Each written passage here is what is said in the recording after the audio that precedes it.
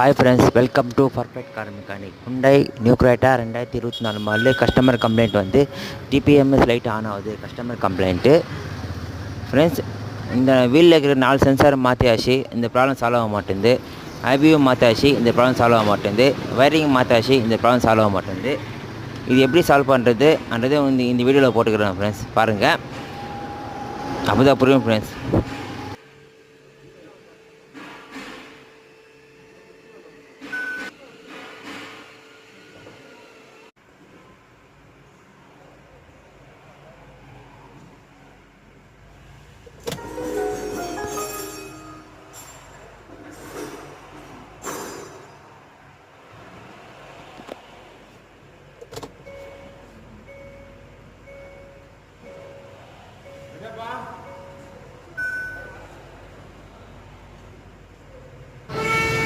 Friends, இந்த problem solve ஆகணும்னா அது உனக்கு 2 விதமாக சால்வ் பண்ணணும் ஃப்ரெண்ட்ஸ்.